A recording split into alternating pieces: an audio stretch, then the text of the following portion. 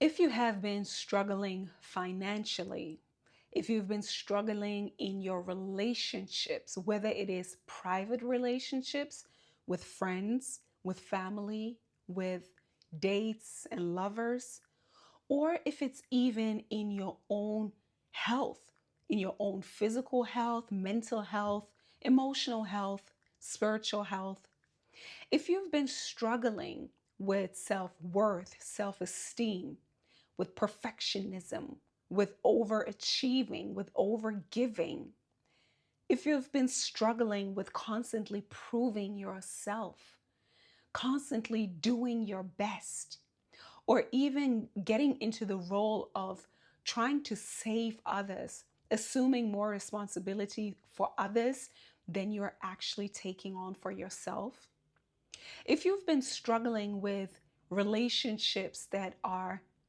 taking, and leaving you dry, with friendships and personal or romantic relationships, if you've been struggling with a feeling of safety within your body, but also in the workplace or in business, if you feel like any of this applies to you, I want to talk to you about the root cause of childhood trauma.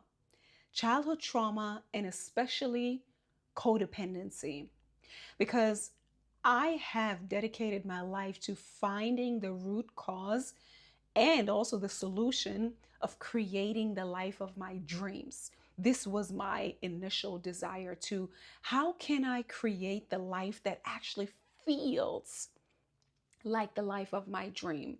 I always like to say what we are truly seeking is a feeling.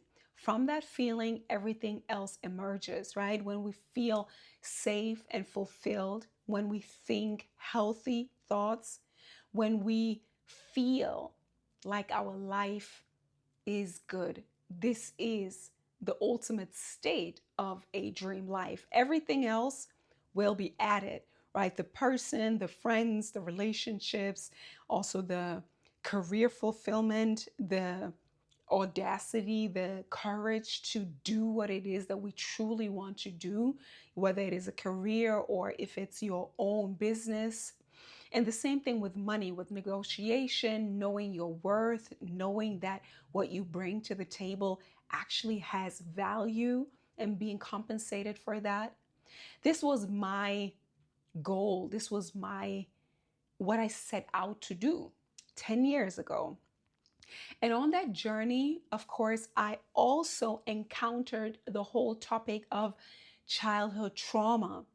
And especially in my case, it is neglect, the abandonment wound, right? If you have felt like your parents weren't there, maybe your parents have been only very busy. I like to focus on the topic of that it doesn't have to be all the way into being SA'd or being like physically abused, right? Even though those can be a few elements in our upbringing, but sometimes it can be as simple as parents never being home, being super busy, always working. Parents never really asking you about how you feel. Parents being too busy with their own stuff, right? Maybe your parents fighting or just working a lot and you just feeling like you're invisible. That can apply to the middle child, right? But it actually can apply to everybody. And I want to point out those things where you feel like, maybe up until now you haven't recognized it for yourself that you have been abused, that you have been neglected, that you have been abandoned. Because as a child, we need our parents' attention, especially our mother's attention. We need that emotional attunement, meaning we need somebody to soothe us when we are crying, when we are angry. We need somebody to be there and regulate our nervous system, with us. Co-regulation, right? That happens when the mother hugs her child and the child is like, okay, I still feel safe, even though I just cried and nervous system got out of control. Or when the child is, yeah, crying or angry and yeah, the nervous system gets out of control. This is when a child needs his or her mother or father to co-regulate with.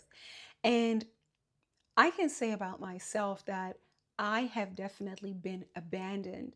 My story started when I was 3. Like, this is when I could think back, knowing my story, knowing my origin story.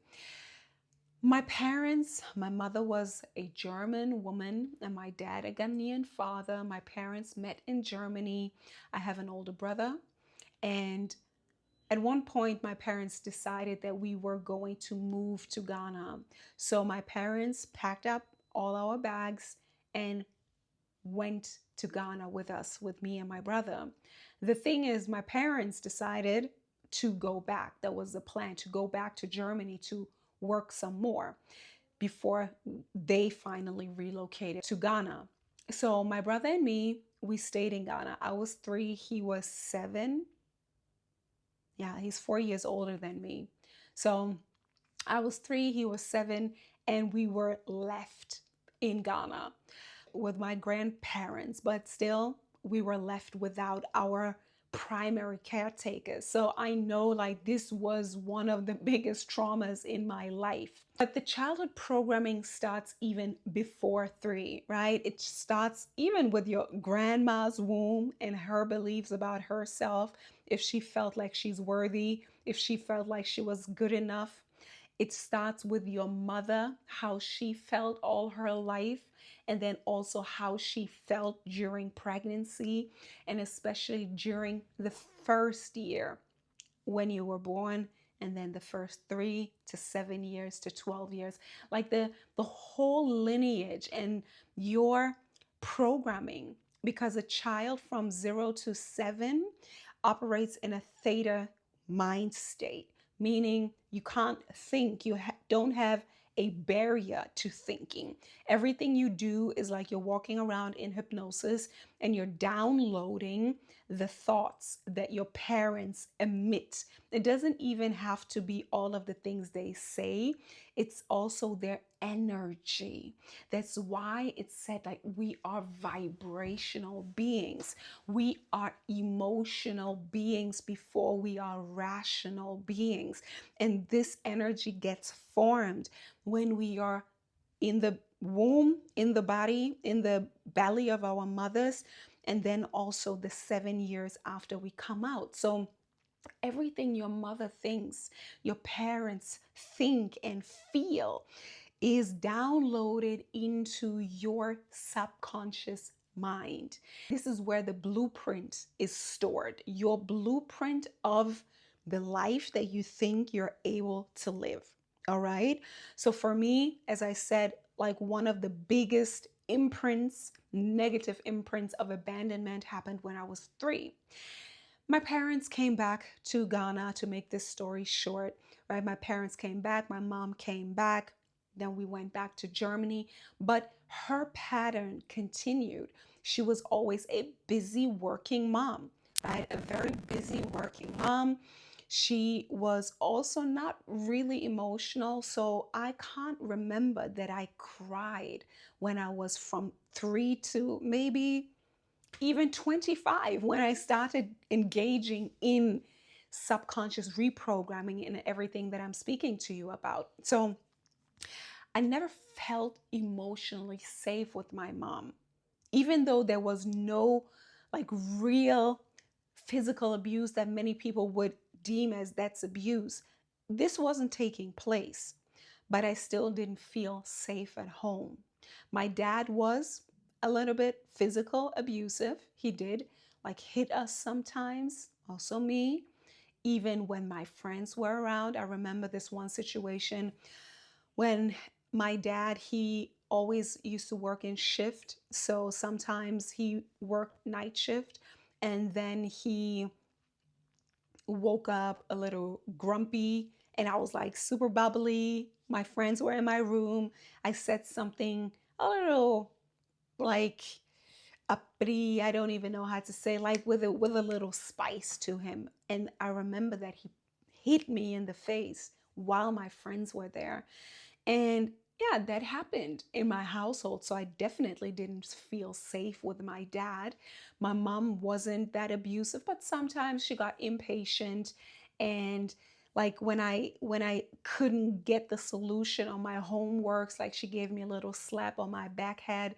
So I never felt fully safe with my parents. And I believe that that is a very common experience. Maybe you can relate. If you're here, probably there's something that drew you in.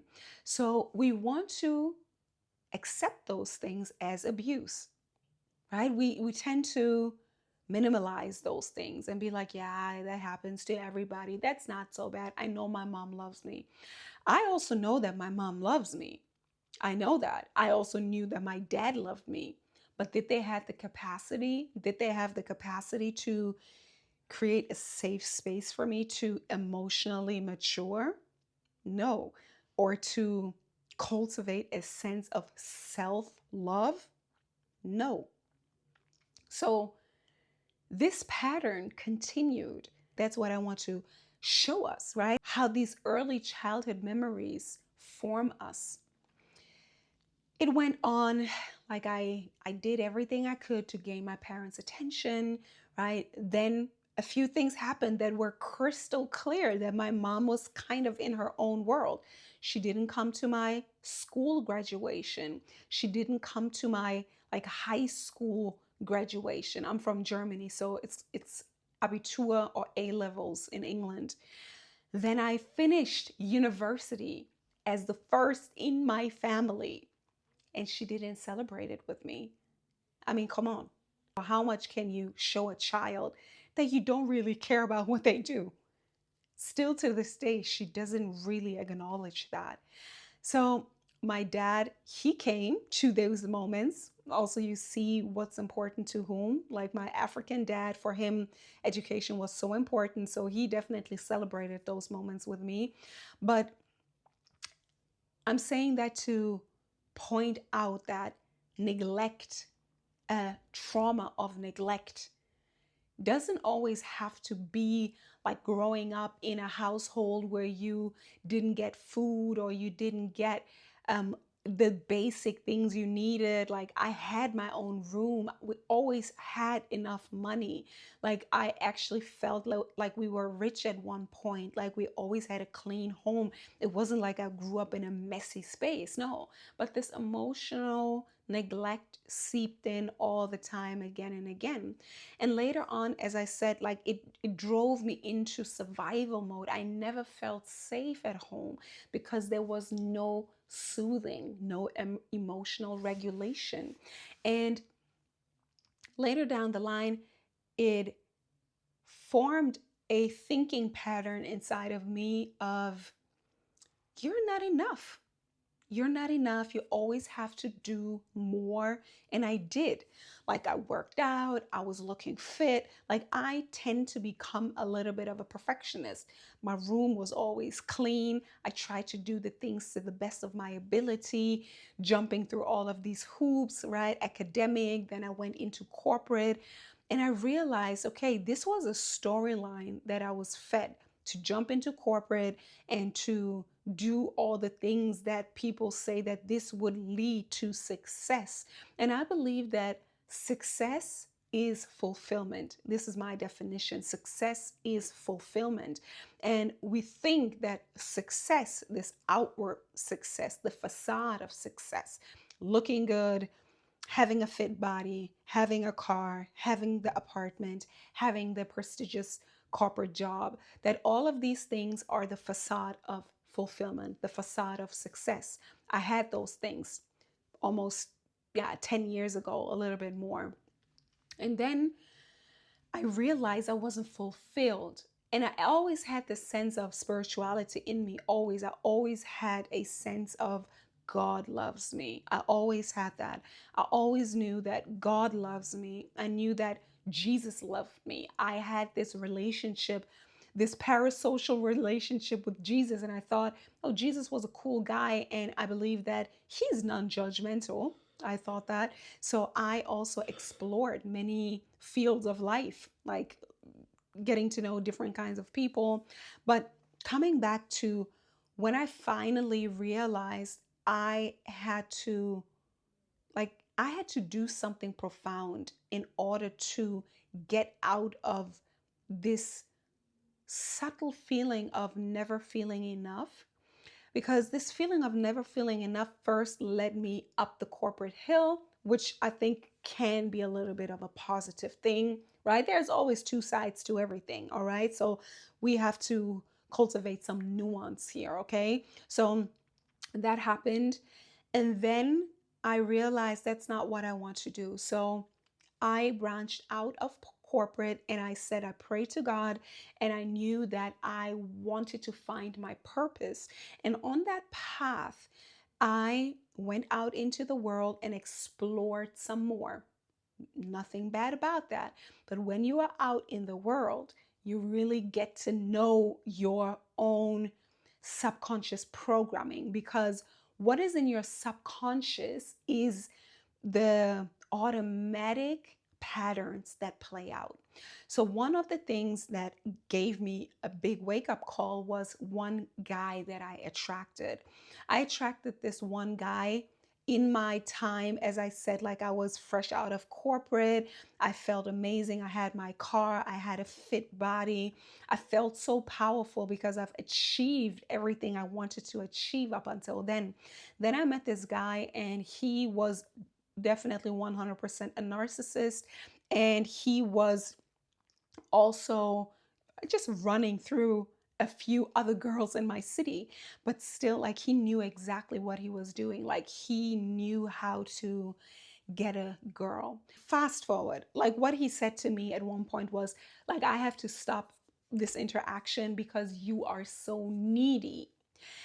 And this, like, completely paralyzed me. It sent me into a spiral, into a shock, and into ultimately also an awakening. And I knew I had to heal. I knew I had to do something about the way I attracted toxic men, because even before that I had like two other relationships that were toxic.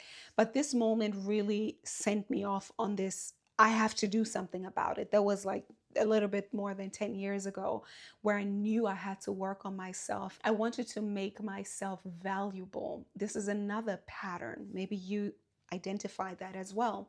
This was another pattern, that neglected children with an abandonment wound. One of the things is that maybe you hide, right? Like those survival patterns is like fight, flight, freeze, fawn, right?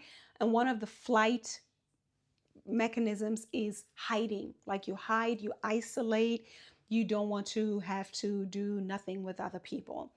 Or you go into fight, and I think like going into fight, and especially fawn. Fawn is like pandering and being a people pleaser. I did that definitely. Like I went on to make myself useful. Another survival strategy of, I have to do something. I have to rescue somebody. That is a very big one. If you have been in this rescue, I have to rescue somebody, that is also a pattern of neglect, a pattern of abandonment, because now you think the only way you add value to other people's lives, or the only way you can be in contact, in relationship with other people, is to help them, to save them. So this is what I've done. This is what I've done. I became a holistic nutritionist with the intention to save my dad, because at that point my dad was sick. I knew he was suffering mentally, physically, emotionally, on all levels. And he had all of the, yeah, just very common diseases like diabetes, gout, high blood pressure. And I learned everything about nutrition and healing. And I wanted to bring it back to my dad, just to find out that he wasn't open to even receive that, right? You're never a prophet in your own city. So that hurt me. That kind of re traumatized me, right? But this is a pattern. People that come from neglectful situations, they want to save others because the basic pattern here is that because you feel dysregulated, you feel you are in survival, you are in codependency, right? Children are codependent, they need their parents. And if that trauma never gets addressed, if you don't realize that you are codependent, you're going to go out and the pattern repeats itself. And this is what you attract into your life, the same thing over and over and over again, right? So this is what happened for me when I left the nest, when I went out of the household. So I wanted to serve, I wanted to help, because this is what codependent people do. They think they have to regulate other people's emotions. They have to help other people. They have to clean up other people's mess. They have to control the environment so they feel like they have a sense of control. So they feel like they can finally rest and be regulated and feel safe and calm and confident and secure within themselves. That is what codependent people tend to do to regulate everything around them. So that's what I try to do. And the pattern continued. First, I tried to save my dad. Then I tried to save my brother. Then I tried to save my mom. It always looked different, like with my mom, because my mom and me, our codependent relationship is on a very rational level, right? It's not like, oh, I need to save her because she's like this obvious poor victim. No, she was in leadership. And so my mom and me, we opened a cafe.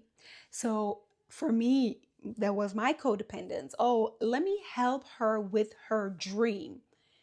That's what I do. I help people to get into sovereignty and create a life that they love living. That's what I do with this channel as well. So the first thing that I did when I learned what I'm teaching was to help my mom. It was still unconscious. It was still an unconscious pattern of mine to then be of service, right? To serve and kind of to save. She wanted to create her business, her happiness. I thought I have to pour into that as well until I left it. So I'm saying all of that to say, because again, going back to living the life of your dream, creating the health and the beauty that you desire, creating the healthy, interdependent relationships that you desire, creating a career that is authentically your thing, and also making money with what you know that you have to give, really, as your profession, as your gift, as your creation, and being compensated for that. All of that is rooted in your subconscious imprint. And as I said, it already starts with your grandma and with your lineage. In the Bible, it says 7 generations back, right? And then somebody has to come to be the generational cycle breaker, the truth teller. And then they will change 7 generations forward, right? But there has to be a pattern interrupt. One person has to be the pattern interrupt. And this is me. This is me. I'm the truth teller. I'm the generational cycle breaker, but I didn't get here just by accident. So, as I said, all of the things that we want are rooted in the patterning of our childhood. And as I said, I had to identify that what I was dealing with was codependency, being dependent on other people.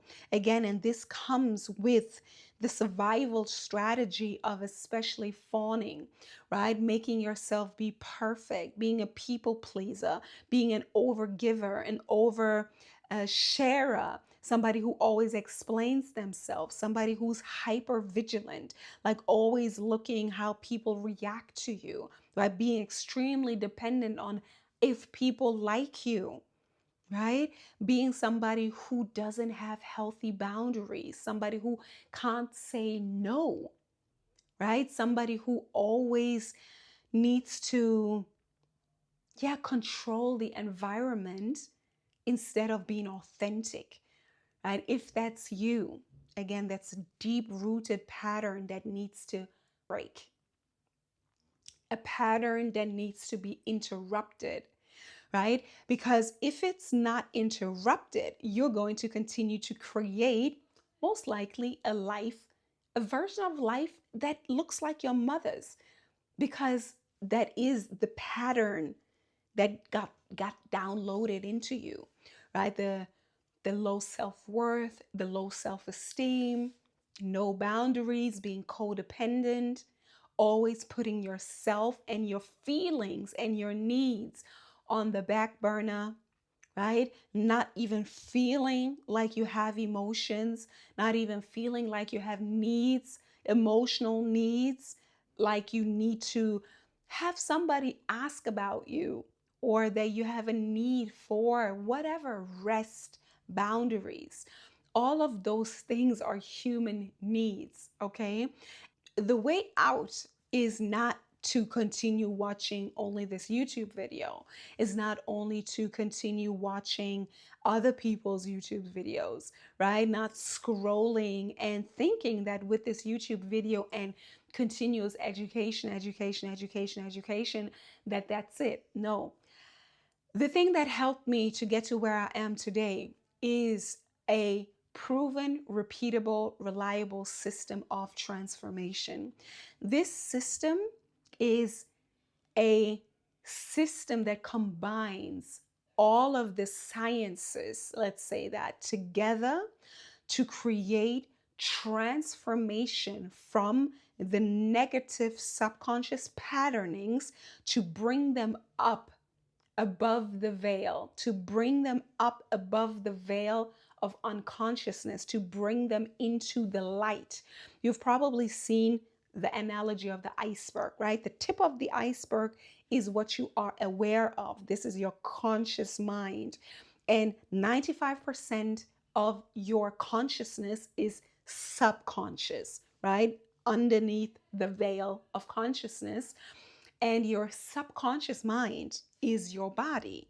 Your subconscious mind is your body. The body keeps the score of neglect, abuse, and so on, right? So, what helped me to then, from this abusive relationship, this guy calling me needy, and me then branching out into finding my purpose, also recreating the pattern again by trying to rescue my mom, trying to rescue my brother, trying to rescue my dad, right? And then also trying to rescue other people. Like I always try to rescue people, even in the beginning of my coaching practice. As I said, I've been doing this for 10 years now. In the beginning, I thought that I had to rescue my clients. I had to rescue my mentees. And then I had to let go of all of that while continuing using the method. And the method, as I said, that I talk about is a 12-week program. It's a method, it's a system of transformation, and it's based on the sciences of behavioral science, of neuroscience, of psychology, neurology, philosophy, spirituality, right? Quantum science, all of that is inside of the program because we need to integrate all of that in order to heal holistically. One of the number one things that I teach is getting into the self, and the self is your spirituality, your higher self, right? Your extension of source energy, your awareness, right? The observer self, the part of you that is able to notice what you're noticing, like my mentor always said. Notice what you're noticing. Be able to observe your thoughts. Metacognition.